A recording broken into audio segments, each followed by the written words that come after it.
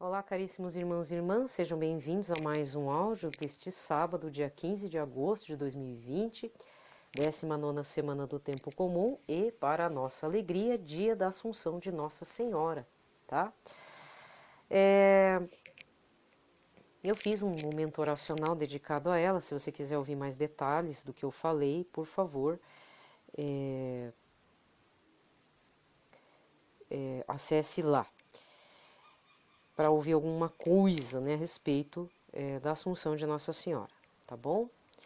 Porque agora eu vou falar uma situação para você ver como, assim, eu sou uma católica muito relapsa, eu não leio muito a palavra de Deus. Eu já li mais, assim, no período da reconversão.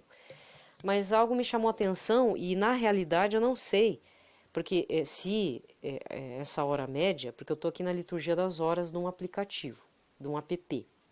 Eu tenho dois. Tem um que é do Elber Campos, Elber Clayton, que o nome é difícil, mas ele é diácono, se não me engano, e propagador da liturgia das horas via web.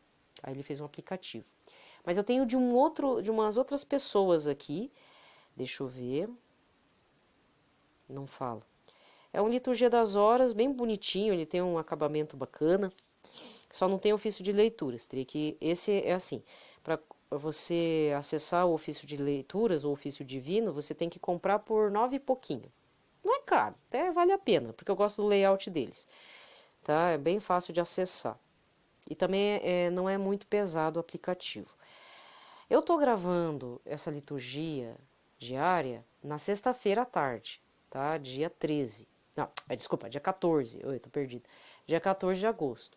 E eu acabei fazendo aqui a liturgia das horas, que eu faço privadamente, e algo me chamou a atenção. Isso me mostra também que eu não leio a Bíblia mesmo, né? E a gente precisa ler, ter mais cuidado com isso.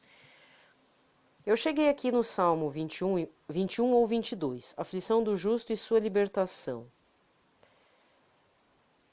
Aí tem uma introdução. Jesus deu um forte grito, meu Deus, por que me abandonastes? Mateus 27, versículo 46. Atire a primeira pedra quem não conhece essa passagem. Você conhece, né? Então, agora você conhece o Salmo 21, 22? Meu Deus, por que me abandonastes? E ficais longe de meu grito e minha prece. Ó meu Deus, clamo de dia e não me ouvis. Clamo de noite e para mim não há resposta. Vós, no entanto, sois o santo em vosso templo, que habitais entre os louvores de Israel. Foi em vós que esperaram nossos pais. Esperaram em vós mesmos libertastes. Seu clamor subiu a vós e foram salvos. Sem vós confiaram e não foram enganados. Pois é, eu acredito que algum padre, em algum momento, fez a homilia, eu não prestei atenção. Né? Porque eu não sou muito leitora de salmos. E atualmente eu tenho feito dentro da liturgia das horas. Então, assim, caro irmão, cara irmã, liturgia das horas também é lectio divina. Tá bom? Porque me chamou, assim, talvez você já soubesse, ela não sabia. Pois é, eu não sabia.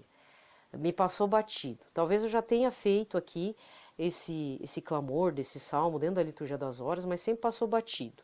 E hoje tipo, a minha lanterninha aqui focou, sabe? Eu fiquei pensando, nossa, Senhor Jesus, né? Lógico que ele sabia os antigos escritos, o Pentateuco, ele era um homem instruído. Até pela ação do Espírito Santo, mas juntamente com isso ele sabia. Tanto é que muitos lá na região da casa dele, da família, mas esse não é o filho do carpinteiro José? Sua mãe e suas irmãs não moram conosco, não conviveram conosco? Como é que ele está falando isso? Aos 30 anos de idade, né? Entendeu?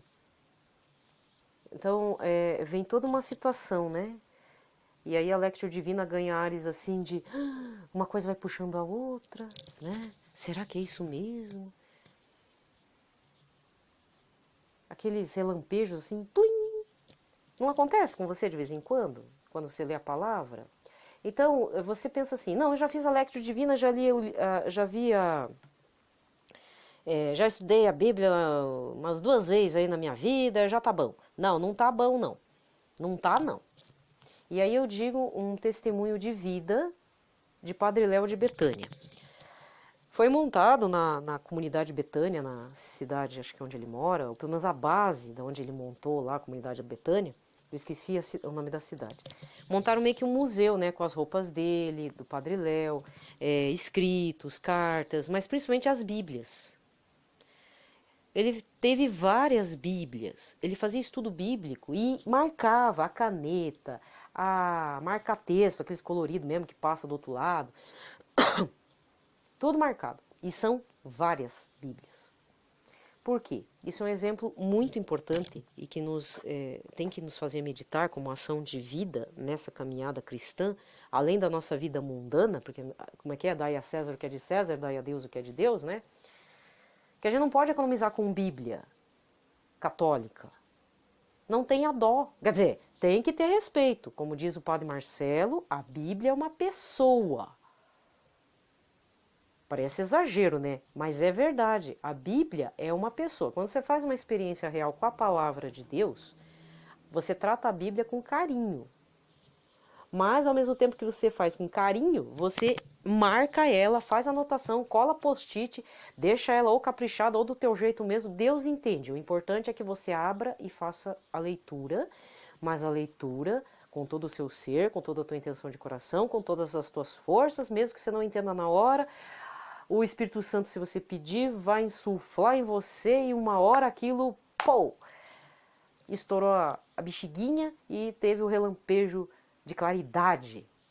E não é na sua cabeça, em toda a sua totalidade, enquanto ser humano, miserável, limitado, porque Deus não pede perfeição. Sabe o que o Senhor Todo-Poderoso, o Senhor Jesus, pede pra gente?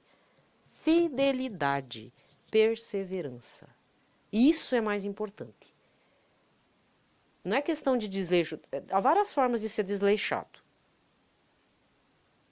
E o desleixo pode te levar à arrogância, dizer que não preciso mais estudar. Aí, em compensação, fica vendo pornografia, né? Pronto, toquei o dedão na tua ferida. É na tua, porque na minha eu não... Ver pornografia eu não vejo. Eu tenho outros problemas, tá? Mas... outras situações pecaminosas aí, mas essa eu não faço mais não. Então, o que acontece? Antes de iniciarmos a liturgia da palavra, que é comum agora no sábado, eu queria deixar, assim, mostrar para você a importância dessa continuidade, nem que seja um pequenino trecho, assim, da palavra. Pode ser dentro do evangeliário, como diz o Papa, né, a editora Edições Paulinas, tem o evangeliário para venda, carregar na bolsa, tem os salmos também.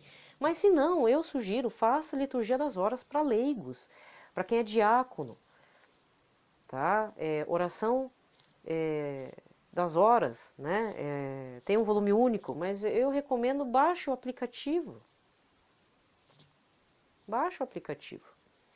Padre Marcelo Rossi já falava, eu nem tenho mais a Liturgia das Horas em livro, baixa o aplicativo, é melhor, porque no caso do Padre Marcelo, ele tem tanta coisa para realizar, ele é um homem ocupado também, né? Ele tem suas demandas, que ele, realmente, se você baixa ali no aplicativo, fechou o caroço. Não precisa mais se preocupar, você faz ali, pronto, santifiquei essa hora, e aí vai. Quem é padre, presbítero, diácono permanente ou transitório, tem que fazer a prática diária. Quem é religiosa, religioso, frei, monge, tem que fazer. Eu conheço gente que não faz. Eu também conheço. Conheço. Aí, por conta disso, foi assim, que nem aquela oração lá da irmã Lúcia. Senhor Jesus, eu creio, eu vos adoro, eu vos espero, eu vos amo. Perdão por todos aqueles que não creem, não adoram, não vos espero e não vos amo. Então eu faço por amor a Jesus, quer dizer, na medida do meu pequenino amor que eu tenho por ele, né? Porque eu deveria ter mais, não tenho, tá? Então eu sou também uma propagadora da liturgia das horas, que é algo que não tem aqui dentro do YouTube, as pessoas não falam muito, há poucos padres que fazem publicamente, mas há. E agradeça que eles façam, tá? Acompanhe, siga esse exemplo, faça por você, pela sua família, você vai ver como você vai crescer na meditação, na Lectio Divina, é maravilhoso. Assim, vamos supor, você quer dar de presente a Liturgia das Horas pro seu padre lá. Não faça isso. Porque depende, tem padre que infelizmente não faz e não vai fazer. mas deveria fazer.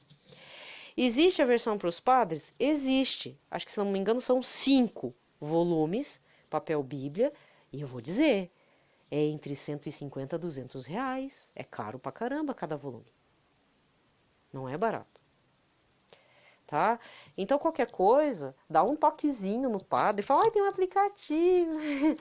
Padre, eu tô fazendo, eu nem sabendo que os leigos podem fazer. Podem mesmo, tá? Então, entra, se você quiser maiores informações do porquê do ofício da liturgia das horas, aqui o livrinho. Tem 2 livros, eu tenho os 2, inclusive. Deixa eu ver se eu consigo. Tem um do Elber Clayton, o ofício das horas, que ele explica. Ele é um dos propagadores aqui na internet do ofício das horas via web. Depois ele fez o aplicativo lá. Não está aqui visível. É da editora Ave Maria, inclusive, tá? Mas, pela editora Paulus, tem um material mais, assim, como eu direi, explica melhor, tá? Ele explica melhor, dá um sentido teológico, tá? Dentro da tradição da Igreja Católica, que é Como Rezar a Liturgia das Horas, do Manuel Gomes Filho, editora Paulus. Esse aqui, não estou desmerecendo o trabalho do Elber, desculpa, não é Elber Campos, é Elber Clayton, é que eu confundo com o cantor lá, cantor de música católica, que é Campos lá, mas é Elber Clayton, da editora Ave Maria. Tem aquele material também, porque e como rezar a liturgia das horas, também vale a pena, mas nesse primeiro momento, se você não conhece nada, na dica de nada, nunca rezou, não sei como fazer, não sei como acessar, eu não consigo fazer, de repente acontece, sabe aqueles momentos que você tenta achar esse aplicativo e por toda a lei não entra no teu celular? Sabe aquelas coisas que emperra? Parece coisa do capeta, né? Mas é. Então antes de começar, veja esse livro da Paulus, Como Rezar a Liturgia das Horas, Manuel Gomes Filho. Não é caro, é fininho para sua alegria, tem 5 capítulos, tá? Faz contexto, é maravilhoso, tá? Esse aqui é bacana. Pronto, falei tudo. E você sabe que eu falo tudo pelas beiradas, né? Só pela superfície das coisas, porque eu tenho que fazer uma instigação, sabe? Instigar você. Fazer um tuk-tuk em você, dizer assim, ei, povo, ei, meu filho, minha filha, corre atrás, vê se te interessa. Provavelmente sim, por favor, tá? Então, é isso. Sobre a Assunção Nossa Senhora, momento oracional tem algumas coisinhas também, que é meio nesse estilo. Eu falo, jogo aí, jogo na tua cabeça só para te deixar nervoso, para te deixar com ansiedade, curiosa, sei lá o que. Te deixa com aquele comichão assim, nervoso, que aí, né, para você procurar durante a semana, para se animar um pouquinho na fé, tá? Muito bem. Mas vamos para a liturgia do dia. Desse dia 15 de agosto de 2020, 19ª semana do tempo comum. Aqui tá como cor verde, né? Mas não é para ser verde, era para ser branco, porque não é Assunção de Nossa Senhora. Aff, mãe. Pois é. É cor branca, gente. Então vamos lá. Pelo sinal da Santa Cruz, livrai-nos Deus Nosso Senhor de todos os nossos inimigos. Em nome do Pai, do Filho e do Espírito Santo. Amém. A primeira leitura de hoje está em Ezequiel 18, versículos de 1 a 10, depois de 13b e 30 a 32. A palavra do Senhor foi-me dirigida nesses termos. Que provérbio é esse que andais repetindo em Israel? Os pais comeram uvas verdes e os dentes dos filhos ficaram embotados? Juro por minha vida, oráculo do Senhor Deus, já não haverá quem repita esse provérbio em Israel. Todas as vidas me pertencem.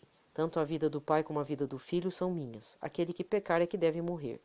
Se um homem é justo e pratica o direito e a justiça, não participa de refeições rituais sobre os montes, não levanta os olhos para os ídolos da casa de Israel, não desonra a mulher do próximo, nem se aproxima da mulher que menstrua, se não oprime ninguém, devolve o penhor devido, não pratica roubos, dá alimento ao faminto e cobre de vestes o que está nu, se não empresta com usura, com juros, tá? Nem cobra juros, afasta a sua mão da injustiça e julga imparcialmente entre homem e mulher. Se vive conforme as minhas leis e guarda os meus preceitos, praticando-os fielmente, tal homem é justo e com certeza viverá. Oráculo do Senhor. Mas se tiver um filho violento e assassino que pratica uma dessas ações, tal filho de modo algum viverá, porque fez todas essas coisas abomináveis, com certeza morrerá. Ele é responsável pela sua própria morte. Pois bem, vou julgar cada um de vós, ó casa de Israel, segundo a sua conduta. Oráculo do Senhor. Arrependei-vos, convertei-vos de todas as vossas transgressões, a fim de não terdes ocasião de cair em pecado. Afastai-vos de todos os pecados que praticais. Criai para vós um coração novo e um espírito novo. Porque a vez de morrer, ó casa de Israel, pois eu não sinto prazer na morte de ninguém. Oráculo do Senhor. Convertei-vos e vivereis. Palavra do Senhor. O salmo responsorial de hoje é o 50, com o refrão: Ó Senhor, criai em mim um coração que seja puro. Criai em mim um coração que seja puro, dai-me de novo um espírito decidido. Ó Senhor, não me afasteis de vossa face, nem retireis de mim o vosso Santo Espírito. Ó Senhor, criai em mim um coração que seja puro. Dai-me de novo a alegria de ser salvo e confirmai-me com espírito generoso. Ensinarei vosso caminho aos pecadores e para vós se voltarão os transviados. Ó Senhor, criai em mim um coração que seja puro. Pois não são de vosso agrado os sacrifícios, e se ofertam um holocausto, rejeitais. Meu sacrifício é minha alma penitente, não desprezeis o coração arrependido. Ó Senhor, criai em mim um coração que seja puro. O evangelho de hoje está em Mateus 19, versículos 13 a 15. Naquele tempo, levaram crianças a Jesus para que impusesse as mãos sobre elas e fizesse uma oração. Os discípulos, porém, as repreendiam. Então Jesus disse: Deixai as crianças e não as proibais de vir a mim, porque delas é o reino dos céus. E depois de impor as mãos sobre elas, Jesus partiu dali. Palavra da salvação. Aqui termina a liturgia da palavra e o pitaco vai ser sobre a primeira leitura de Ezequiel. Muito bem. Geralmente nós nos fixamos muito, primeiro, nos 10 mandamentos, que é o certo, e depois nas bem-aventuranças, porque há promessas, né? E já passamos um pouco dessas leituras das bem-aventuranças de Jesus. Bem-aventurados os que choram, porque serão consolados. Bem-aventurados os que têm sede de justiça, porque serão saciados. E assim vai, certo? Na primeira leitura, dentro do profeta Ezequiel, que vimos agora, existe uma situação que não é bem-aventuranças, mas que são condutas do que não fazer. E são muitas, hein? Muitas. Para Deus chegar e falar, o homem que é justo, segundo a concepção de Deus, ele faz o quê? Ele arrola tudo o que Jesus, Deus Todo-Poderoso, não aceita. Emprestar dinheiro com usura e com juros, ou seja, veja bem, a pessoa pede, olha, eu preciso de R$ 500 para resolver uma dívida, pede para o amigo. Não, eu te empresto, só que vai rolar um juro aí, ganhando em cima do irmão. Hoje em dia é muito comum as financeiras, mas eu conheço gente que faz isso. E eu vou dizer, esse tipo de... Para começo de conversa, em tempos atuais, eu não gosto desse tipo de gente. Porque, primeiro, eu não sei o que passa na cabeça dessa pessoa. Para piorar, uma dessas pessoas que eu conheço se diz evangélica, bem evangélica, segundo os filhos dela. Só que não deve ser leitora, não deve ser assim íntima com a palavra de Deus, né? Porque se ela lesse o primeiro Testamento, o Antigo Testamento, vai ver que várias vezes Deus Todo-Poderoso, na lei de Moisés, disse para não fazer isso. Em Provérbios, Sabedoria, Eclesiastes, Ezequiel. E o povo finge que não sei, né? Tem gente que sente prazer em prestar. Só que assim, eu não sei o que o povo tem na cabeça. O povo não é banco. O banco é banco. Ele vive disso. Ele vive de juros, ele vende aqueles produtos dele lá, aquelas coisas lá de PGBL, VGBL, não sei das quantas. Renda fixa, renda variável, sei lá o que, né? Ações. É banco. Se você vai para o banco, você se sujeita às normas do banco, não é verdade? Agora, a pessoa que vai e empresta e ainda usa de violência, vai cobrar lá de qualquer jeito, xinga um monte, a pessoa física não é banco. Então, sabe, emprestar é como vestir um nu. Às vezes a pessoa está pedindo empréstimo, é lógico que tem uns que não, você tem que observar a intenção também, porque senão é uma dor de cabeça depois para receber, né? Mas tem casos que você vê que é desesperador. Tá faltando comida, ainda mais em pandemia. Tá faltando comida, a luz vai ser cortada, a água vai ser cortada. Então, assim, meu irmão, eu não sei porque eu tô falando disso, mas me veio de falar e eu vou falar. Aconteceu uma situação que alguém pediu dinheiro emprestado para pagar uma conta de luz. E você sabe que se a pessoa não pagar, corta a luz. E você sabe também que estraga comida, sem luz não dá. Mas talvez o mais pior de todos é ficar sem água. Porque luz, desculpa, a gente dá um jeito. Mas água não dá. Então, se a pessoa pediu emprestado, mas você tem que ponderar as coisas. A pessoa não... Você sabe que essa pessoa não tem condições de te pagar. Entendeu? A pessoa não vai ter, porque está desempregada, está desesperada, não tem nem o que pôr na mesa. O que você pode fazer? Primeiro, você pode até emprestar. Mas já saiba que aquele dinheiro dificilmente vai poder voltar para você. Então faça um ato caritativo mesmo, de coração. Você pode até falar para a pessoa dessa forma, ou você fala, não, tudo bem, eu te empresto. E deixa quieto, tipo, aí você tem que perdoar a dívida da pessoa imediatamente. Você entrega para Deus e fala, Senhor Jesus, ó, me dói dar esse dinheiro, mas eu sei que a pessoa não pode ficar sem água e acho que ela não vai conseguir me pagar. Então o Senhor perdoa ela. Ela não vai conseguir pagar para mim. E repense um pouco, coloque um pouco de consciência, a mão na tua consciência e veja, você vai doer um pouco no teu orçamento? Até dói, né? Às vezes é um valor alto, tudo, sei lá, R$200, R$300. Mas esse 300 você não pode depois, com o teu trabalho, você que trabalha, mesmo em home office, você não pode recuperar depois? Então é um ato de caridade, é como vestir um nu, como alimentar um faminto. Hoje em dia, sem água não dá. Tá? Nesse caso é diferente, entende? Então, existe umas sutilezas nos atos da gente, né, que a gente tem que relevar um pouquinho. Me aconteceu uma vez, teve uma pessoa que ficou me devendo um valor pequeno até. Ela me pagou até uma parte, mas aí eu não sei o que aconteceu, acho que é porque eu falei que ia passar o dinheiro para a igreja, aí depois eu descobri que o marido dessa pessoa tem uns parentes maçom, aí falou que esse negócio de igreja não vale a pena, aí acho que forçou ela nem me pagar mais. Isso tá errado, né? Mas eu perdoei porque fazer o quê? A moça é gente boa, mas ela casou com uma criatura lá com uma mente perversa, o que eu posso fazer, né? Porque me aconteceu isso. Ah, e ainda falou, eu vou te pagar porque eu tô devendo você, eu sempre honro, só que aí entrou interferência, né? Porque eu falei, eu não devia ter falado, eu devia ter ficado na minha, tudo, para ela não ficar com essa carga, né, ruim. Porque dívida é muito complicado. A gente está sempre devendo para Jesus, está sempre devendo para as pessoas também. A gente promete as coisas e não cumpre. Isso também é uma dívida.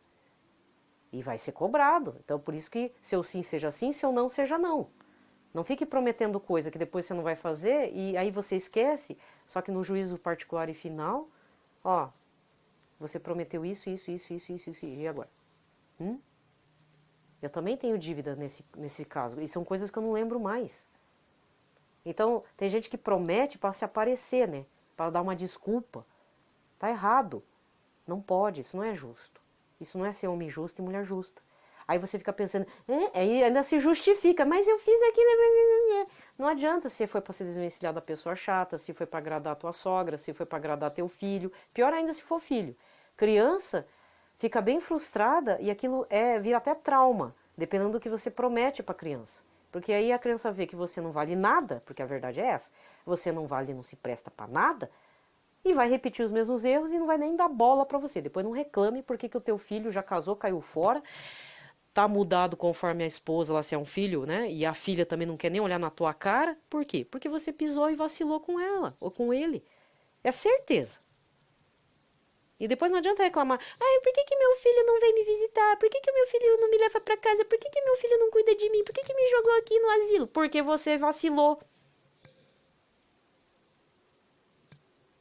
Ou pior, você criou um monstro em casa, de tanto, amor, amor, amor, tanto mimou aquela criatura, que aí a criatura tinha um coração podre mesmo. Não tem valores nenhum. Você tentou, a criança não absorveu por algum motivo, paciência.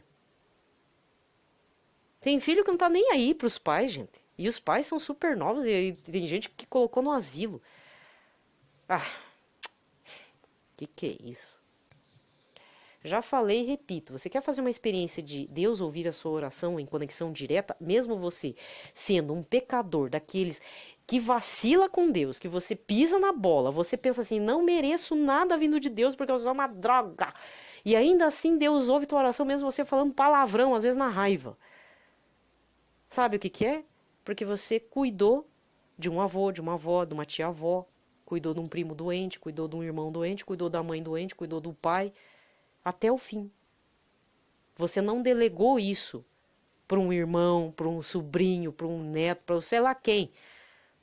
Você cuidou, absorveu todo aquele drama, né, de doença, de Alzheimer, de um monte de coisa e você está numa situação de que está cuidando de alguém, um familiar bem próximo de você, que está difícil, problema mental, problema físico, loucura, esquizofrenia. Olha, meu amigo, minha amiga, é difícil? Muito, muito difícil. Mas se ajoelhe e agradeça a Deus, porque essa é a grande oportunidade de uma grande cruz que pode revelar uma grande bênção. Inclusive, isso que eu estou falando está escrito acho que em Provérbios. Eu sou péssima para guardar, mas está no Antigo Testamento. Aquele que honra o pai e a mãe, cuida até o fim, Deus ouvirá suas preces. Mas principalmente quem cuida do pai. Do pai. Porque o próprio Pai eterno honrará. Entendeu? Isso eu li uma vez. E eu precisava ter lido aquilo. Mas de qualquer forma não é para abandonar a mãe, não. Porque é como se fosse Nossa Senhora, você tem que acolher com todos os defeitos e Alzheimers da vida, né? É difícil. Mas vamos supor que você agora ficou condoído. Eu já não tenho mais pai nem mãe. Então peça perdão, vê como é que você cuidou. Veja quem dos seus irmãos cuidou. Ele é merecedor de muita coisa. Porque os outros filhos foram tudo ingrato, né? E o pecado dos outros, não pense muito. Deixa passar. Assuma a responsabilidade. Tá? Porque cada um também vai ser julgado no juízo particular e final. Isso você pode ter certeza. Tá bom? Bem, o áudio ficou longo, mas era algo que eu precisava falar, não sei porquê, né? Mas eu tô falando aqui porque é por experiência própria. Já passei por umas coisas assim, sabe? E aí você fica batendo o pezinho que Jesus não ouve minhas orações? Pois é, mas onde é que você estava na hora de cuidar do teu pai? Ou você tem problema com um pai que sumiu no mundo, você tem um ódio eterno, perpétuo, dizendo assim, aquele pai é um desgraçado porque me abandonou quando era criança junto com a minha mãe. Aquele pai é um assassino. Aquele meu pai biológico era um cara violento. Aquele meu pai era isso. Aquele meu pai tinha 3 mulheres ao mesmo tempo. Perdoa teu pai. Reze por ele. Tem que às vezes falar assim, ele não sabia o que estava fazendo, porque ele fez uma desgraceira enorme. Quantos homens que não assumiram sua responsabilidade perante suas famílias? Não foi nem um quinto de São José, não foi nem um 15º, sabe? 1/15. Não foi 15 vezes pequeno comparado, não fez nem 15, a 15ª parte do que São José fez. Porque se você teve um pai que fez a 15ª parte de São José, tá ótimo, você agradeça a Deus.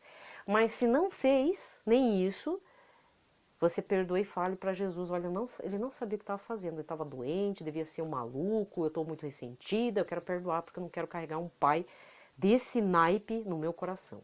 Então é hora de pedir perdão, meu irmão, minha irmã, com relação ao seu pai biológico. Tá? Ou você teve um padrasto muito bom, agradeça, porque teve gente que nem teve nem essa oportunidade. Nas certidões de nascimento hoje em dia, olha como o governo brasileiro é pai e mãe, né? Eles abrem a possibilidade de colocar, acho que até 3 pais e 3 mães, uma coisa assim, né? Não, como é que é? Não é 3, é 2. 2 pais, é uma coisa assim, 2 pais e 2 mães. Por quê? Porque nós temos uma estrutura familiar em que tem padrasto, madrasta, pai que sumiu, o pai biológico desconhecido, mas tem o pai padrasto, tá lá, dá pra pôr. Dá pra pôr, sabia? Se informe. Acho que é devido ao novo Código Civil, inclusive. Que você deve saber, o Código Civil, o novo Código Civil, acho que foi atualizado nos anos 2000, uma coisa assim. Entendeu? Então, foi aberto algumas situações. Isso também inclui herança e tal. Entende? Meu avô foi meu pai, ótimo. Meu tio, ótimo, né? Que bom. Teve gente que foi órfão a vida inteira. E vai ser órfão a vida inteira. Falei. Gente, desejo a todos paz e bem. Eu sei que deixei todo mundo atribulado de novo, mas é para pensar. Talvez você não concorde com o que você falou, porque na verdade eu fiz uma experiência. E vida em Cristo, a vida em Jesus, é uma experiência assim de altos e baixos, cheio de pedra, pedregulho e muitas cruzes, né? Muitos padecimentos. Mas é importante isso, sabe? Faça uma experiência com Deus Todo-Poderoso. O próprio Deus Todo-Poderoso, no Antigo Testamento, já falava para o seu povo. Faça uma experiência comigo. Faz uma aliança, um casamento, uma fidelidade perpétua comigo, Deus Todo-Poderoso. Para você ver o que eu não faço. Tá bom? Então faça essa experiência com Jesus. Por mais dolorosa que seja. Não fique exigindo coisas muito materiais ou segundo a sua cabeça, segundo a teologia da tua própria cabeça. Faça algo extraordinário. Faça uma abertura para o Deus do extraordinário. E quando eu falo do extraordinário, às vezes ele ultrapassa todas as barreiras do nosso conhecimento pequeno, imperfeito e humano e pessoal, e individual também. Tá bom? Desejo a todos paz.